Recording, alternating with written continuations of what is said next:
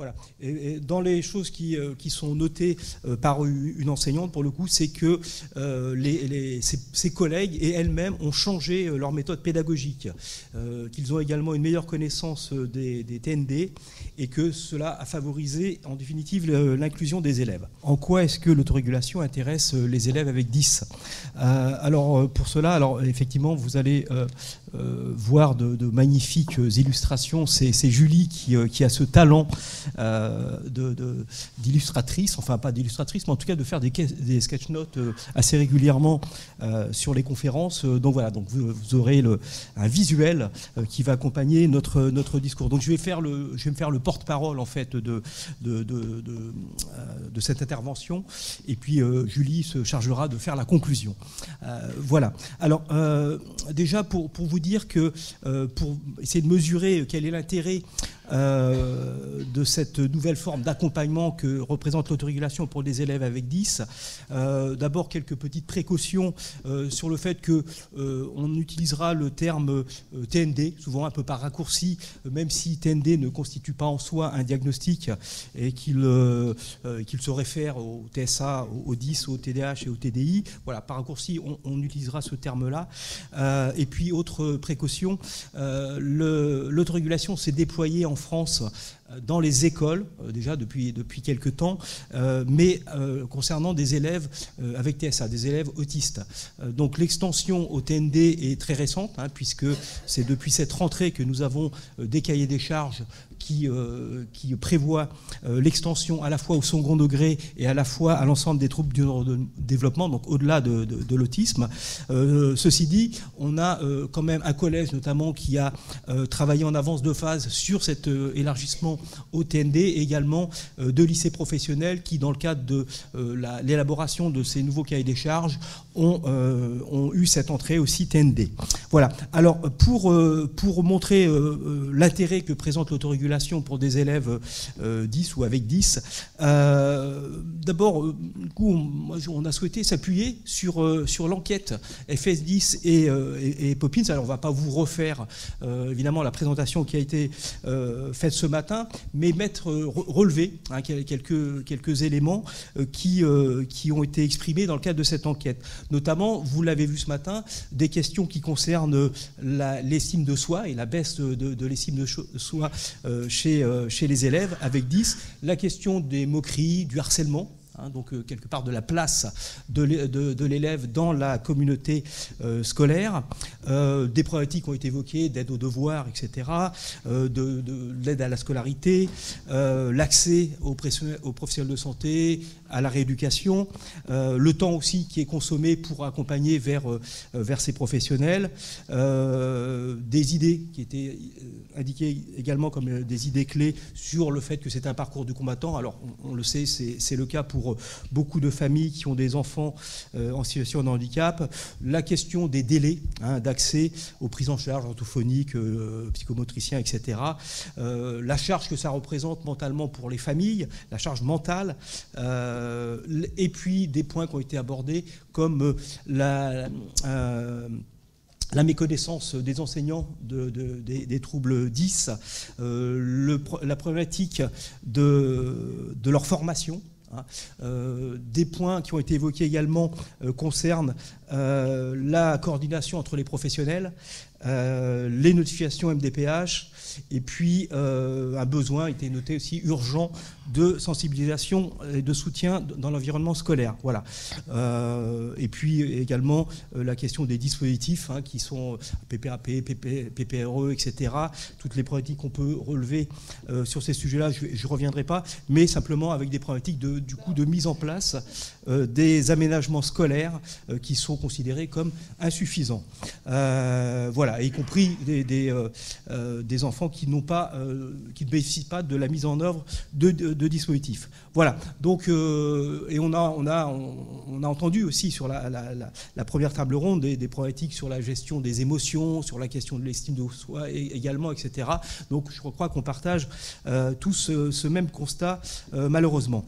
Alors, de ce fait-là, quels peuvent être les apports de l'autorégulation pour des élèves avec 10 ?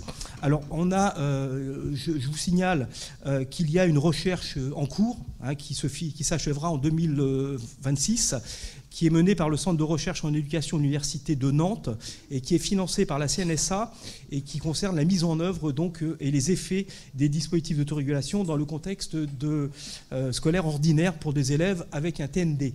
Donc il faudra attendre 2026 pour avoir les résultats de ces travaux qui seront certainement très éclairants, mais on peut déjà vous évoquer des travaux de recherche d'une étudiante de master, des travaux qui ne seront pas publiés, mais on a l'aimable autorisation de cette personne-là pour vous communiquer des résultats. Les travaux ne seront pas publiés parce qu'elle s'est engagée à conserver l'anonymat des personnes qui figurent dans ce travail de recherche. Voilà. Le sien aussi, du coup. Comment ? Et le sien aussi, du coup. Et oui, tout à fait. Voilà, également, donc on ne citera pas non plus son nom. Voilà. Et puis, dans la demande qui nous avait été faite, c'était de présenter un certain nombre de témoignages de parents, etc. On a même des témoignages d'élèves. Donc, on va déjà vous présenter, donc avec cette autorisation, des extraits. Je vais vous donner lecture de quelques extraits de ces travaux de recherche qu'on pourra mettre en lien avec ce que révèle l'enquête FF10 Poppins. Alors je vous lis quelques extraits. Alors le premier, l'enfant à l'arrivée dans le collège présentait des troubles importants du comportement et que finalement l'entrée dans ce nouveau dispositif, elle, c'est la mère, n'attendait pas grand-chose, mais qu'il fallait essayer. À son grand étonnement, une amélioration s'opère finalement très rapidement en termes de comportement, mais aussi d'apprentissage. D'autres parents présents, d'enfants avec ou sans TND, rejoignent les propos de cette maman, estimant que l'arrivée du DAR a été bénéfique pour l'ensemble des élèves du collège. Un parent d'élève qui ne bénéficie pas directement du DAR explique que ce dispositif avait été salvateur pour son enfant dans la mesure où son enfant, qu'elle décrit comme juste 10, n'avait obtenu aucune aide de la MDPH, malgré un dossier complet, mais qu'à travers ce dispositif, il avait pu être accompagné et profiter des activités d'autorégulation. Elle explique aussi qu'il avait pu aussi bénéficier rapidement d'aménagement grâce à la présence du dispositif dans l'établissement. Pour elle, le changement, ça c'est la citation, le changement était radical. Elle rapporte que ce dispositif a été aussi salvateur pour d'autres parents dont l'enfant était en attente d'une décision MDPH, car sans décision, les enfants pouvaient déjà bénéficier d'aménagement. Voilà un témoignage du bénéfice de l'autorégulation qu'on vous décrira dans un second temps pour les enfants. D'autres extraits que je vous livre, les parents de l'école qui ont répondu au questionnaire semblent aussi constater des effets positifs de l'autorégulation, même si les résultats montrent que les parents d'enfants avec TND constatent nettement plus de bénéfices pour l'enfant. En effet, à la question depuis la mise en place du dispositif d'autorégulation, avez-vous constaté une meilleure capacité de votre enfant à réguler ses émotions et son comportement ? Une majorité, on a plus de 60%, de parents avec TND a constaté une amélioration significative. Réponse, oui, beaucoup. Autre extrait,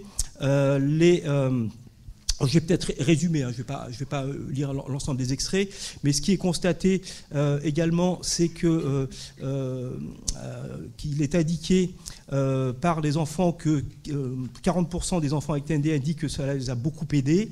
Il est indiqué également que les enseignants constatent qu'il y a de la part des élèves une meilleure gestion des émotions, une amélioration des interactions sociales et une amélioration des compétences scolaires.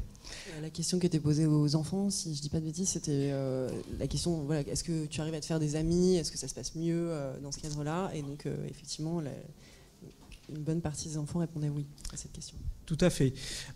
Autre impact donc, qui est constaté sur les élèves, donc une meilleure gestion des émotions à plus de 90%, une amélioration des interactions sociales donc à peu près 89%, l'inclusion suivie de l'inclusion scolaire et l'amélioration des compétences scolaires à 70%. Voilà, donc on voit effectivement une influence très positive de cette approche de l'autorégulation. y compris sur des élèves qui ne sont pas directement concernés par les TND. Une majorité répondent, c'est à peu près 60%, avoir observé une influence positive. À peu près 30% ont répondu oui, tout à fait, et 11% estiment que cela dépend, en fait. Mais qu'il n'y a aucune réponse négative concernant cette influence de l'autorégulation sur leurs évolutions. Alors, quelques témoignages, quelques extraits concernant les témoignages sur l'évolution sur les pratiques, l'impact sur les pratiques même des professionnels. Alors là, une déclaration qui est faite par l'équipe dédiée à l'autorégulation qui dit « On est venu normaliser, on est venu rendre les adaptations ordinaires ». On constate également des effets, je ne vous lis pas l'ensemble de l'extrait, mais à la fois des résultats donc, individuels sur les élèves, mais également sur l'atmosphère, je cite, l'atmosphère générale de l'école. Le choix que nous avons opéré, c'est d'avoir un choix plus journalistique, de ne pas vous faire un grand déroulé théorique sur l'autorégulation, etc., et après de vous en décrire les bénéfices, mais plutôt vous montrer à partir de la propre enquête qui a été faite par la FS10, voir en définitive quels sont les témoignages des parents, des professionnels sur cela. Voyez. Et donc maintenant, on va apporter effectivement quelques clarifications sur cette notion d'autorégulation. Simplement pour vous dire que on n'essaie pas de vous dire non plus que c'est un monde idéal. C'est-à-dire ce que montre aussi, et là on pourrait en parler aussi longuement, mais ce n'est pas l'objet de cette matinée, mais ce que montrent aussi les travaux de cette étudiant, c'est qu'il y a aussi certaines limites, notamment la résistance de certains professionnels au changement, à l'intégration, à la transformation de leurs pratiques, parce que quelque part, ça touche à la manière dont ils travaillent, aux gestes professionnels. Voyez, donc ça, c'est pas si simple que ça. Voyez, donc l'autorégulation n'est pas non plus quelque chose de miraculeux. En tout cas, voilà. D'autres limites qui sont montrées dans ces travaux, c'est les besoins quand même de formation, qui sont importants pour les professionnels, des temps aussi qui sont nécessaires de coopération pour articuler tout ça, pour mettre tout ça en œuvre. Ça ne se décrète pas, ça demande du temps, ça demande, voilà, etc. Bon, voilà, je ne rentrerai pas plus sur ces limites. Voilà, alors là, ce qu'on essaye de présenter, c'est vraiment comment on peut s'appuyer sur l'autorégulation et comment ça fonctionne dans le meilleur des cas. Il y a des dérives possibles, bien entendu, voilà, comme l'a dit Thierry, et même intrinsèquement sur la manière dont ça fonctionne. Mais c'est aussi beaucoup d'avantages. C'est ce qu'on essaye de montrer et c'est ce qu'on a vu aussi à plein d'endroits. Alors, l'autorégulation, donc, en quelques mots. Alors, pour faire court, en fait, l'autorégulation, c'est né des études en sciences cognitives, des travaux, des progrès dans les neurosciences, etc., et notamment qui sont intéressés aux mécanismes cérébraux impliqués dans l'autorégulation, dans les fonctions exécutives, etc., tout ce qui va, par exemple, concerner la planification, l'inhibition, la mémoire de travail, etc., etc. Voilà. Et ce qui est constaté aussi par la recherche, c'est le fait que les personnes avec un TND sont souvent plus vulnérables et rencontrent plus de difficultés dans la gestion de leurs émotions, de leur comportement et au-delà des dimensions cognitives. Voilà, donc il y a une définition qui est... Oui, que j'ai remise là, je la lis peut-être à voix haute parce que c'est peut-être écrit trop petit. Un processus dynamique par lequel l'individu mobilise ses ressources personnelles, sociales et environnementales, et j'ai oublié un S, ou alors il est coupé par l'image, et par lequel il active plusieurs stratégies et résolutions de problèmes divers ou en gestion de vie. C'est une citation de Fias et Nader Grosbois. Voilà. Alors, en définitive, dans ce processus, en fait, on a trois composantes de ce processus, l'auto-observation, l'auto-évaluation et l'autocontrôle. Ce sont des domaines qui vont être travaillés, en fait, dans le cadre de cette approche d'autorégulation. Alors, l'auto-observation, pour faire court, c'est le fait que la personne va analyser ses actions, ses pensées, etc., et va prendre conscience, comme ça, de ses comportements. Je vais faire un peu court, pour expliquer les choses. La composante auto-évaluation, c'est le fait qu'on va comparer ses performances, ses propres comportements par rapport à certaines normes, qui vont être des normes scolaires, par rapport à des objectifs qu'on se fixe, etc. Et ça permet de donner comme ça un cadre de référence pour auto-évaluer, s'auto-évaluer. Et puis l'autocontrôle conduit à ajuster en fait ses actions, ses stratégies, pour atteindre les objectifs. Voilà. Donc ce sont des choses qui sont fondamentales, je dirais, dans la vie quotidienne, et notamment dans l'apprentissage. Par exemple, parce que avant même d'entrer dans l'apprentissage, l'élève va planifier son travail, va se fixer des objectifs. Par exemple, pendant le temps de l'apprentissage, il va contrôler, il va auto-évaluer ses efforts, et puis après l'apprentissage même, il va revenir, va pouvoir réguler ses stratégies pour les rendre le plus efficaces possible. Vous voyez, voilà. En fait, c'est sur ces champs-là que l'autorisation va travailler, dans trois domaines. En fait, le domaine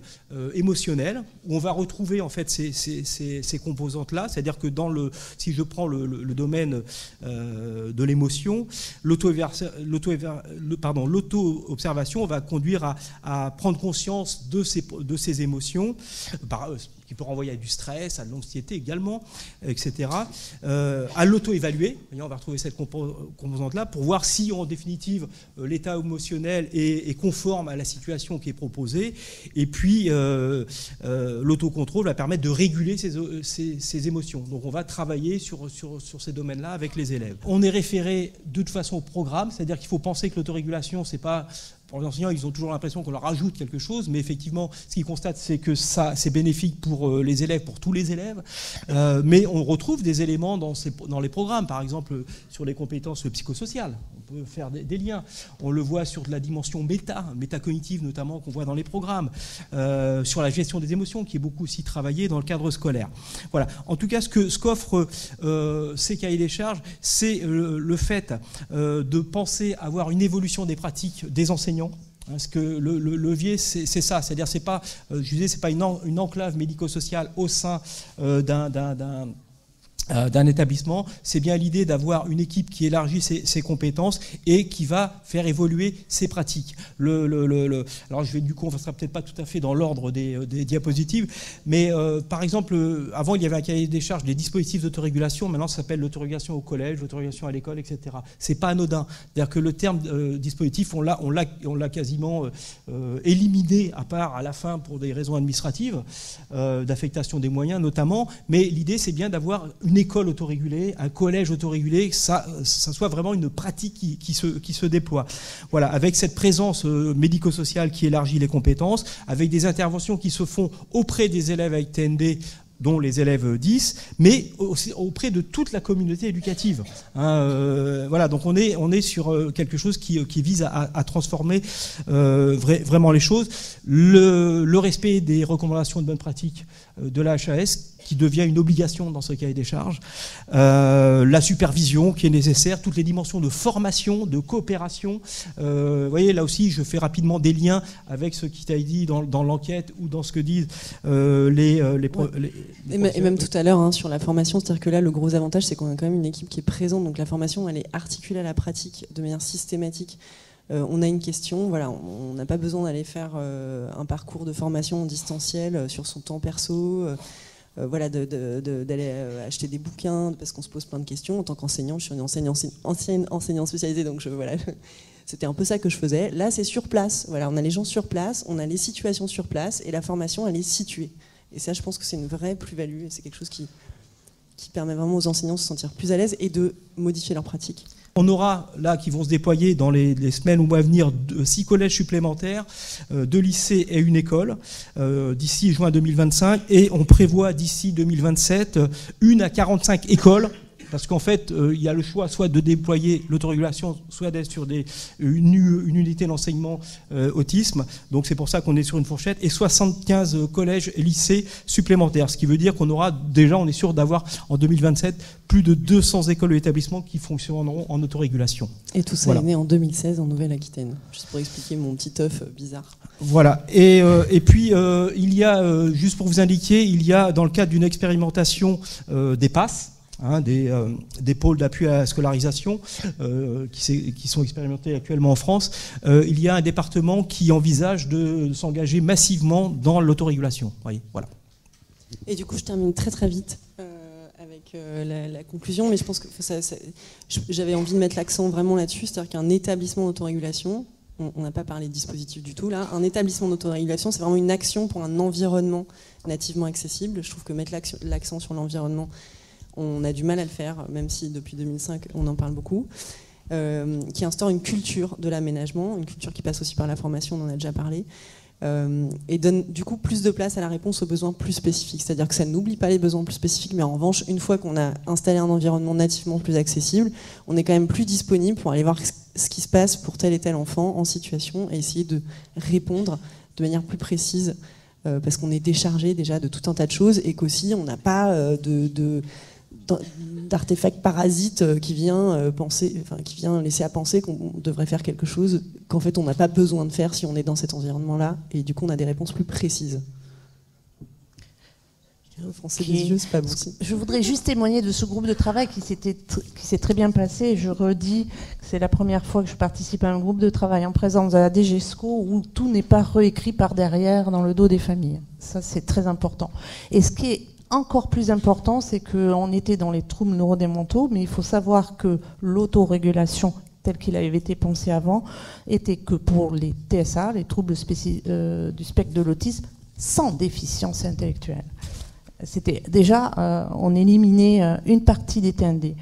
Et je sais qu'avec beaucoup de subtilité, on a réussi à intégrer, et moi je dis pas que j'ai porté la déficience intellectuelle, mais c'était inimaginable de ne pas intégrer une population quand on parle des TND, donc on est vraiment dans l'école inclusive, et il y avait des freins énormes, des risques d'éliminer une partie des enfants qui auraient peut-être un petit QI, comme on dit.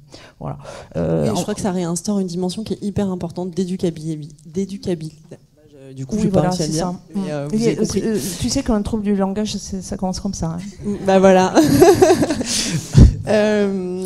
Et voilà, on en a beaucoup entendu parler dans les témoignages ce matin, donc je pense que cette dimension est vraiment. Donc vous l'avez dit sûrement en intro, je suis partie faire un petit tour pour revenir pour voir si le repas, des choses se mettaient en route. Il y a juste il faut passer à la MDPH. C'est ça. Alors, ça, c'est quand même. Hein, mais ça va évoluer. On est au début. Je veux dire, ça va. Je veux dire, on est vraiment dans l'inclusion. À mon avis, il y a un truc. Non, vous l'avez dit ou pas? Justement, l'idée, c'était que oui, il faut. Dans les témoignages, ça s'entendait, les témoignages dont Thierry s'est fait l'écho. Que finalement, ça pouvait aussi aider des enfants qui n'avaient pas encore. On va détourner le truc d'abord. Et qu'en fait, il n'y a pas de nombre maximal d'inscrits dans le DAR, donc ce qui fait que. Donc pas de dossier MDPH pour bénéficier. Il faut un dossier MDPH. En fait, oui et non. C'est-à-dire que c'est toute la force du dispositif. C'est-à-dire que vous l'avez eu dans le témoignage de la famille qui disait, en fait, moi, mon enfant était juste 10. Et pourtant, il a bénéficié des aménagements.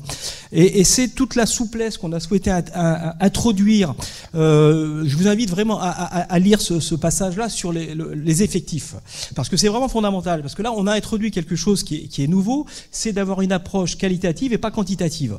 C'est-à-dire que jusqu'à présent, les dispositifs ont un nombre de places. Et on parle souvent en termes de places, notamment dans le secteur médico-social. Et pour le coup, là, on n'est pas sur un nombre de places, on est sur des besoins d'élèves. Donc on a fixé un nombre cible de 10, mais il peut être plus ou moins élevé, moins avec autorisation de l'ARS et de l'académie, mais plus élevé parce qu'un élève avec 10 peut avoir besoin de plus ou moins de soutien. Donc en fait, on ne limite pas sur une quantité d'élèves, mais en fait, c'est l'intensité, la régularité, etc. Donc sur son besoin d'accompagnement qui va permettre de définir la quantité d'élèves, si je veux dire, que l'équipe pourra accompagner, dans la limite évidemment de ce que cette équipe est. Voilà. Et ce qui fait, et autre point sur la question de la MDPH, ça veut dire qu'effectivement, certains vont être orientés vers dispositifs, mais puisque l'équipe est au service de l'ensemble de la communauté, elle intervient, et ça c'est prévu dans le cahier des charges, elle intervient auprès de tous les élèves. Donc dans un an ou deux, on fait sauter ce truc. Enfin, plus besoin. mais nous accueillons. Étienne Pau est arrivé parmi nous, mais tu vas avoir une nouvelle feuille de route. Non, mais à un moment donné, le système, il s'auto-régulera, hein, on va dire. Hein.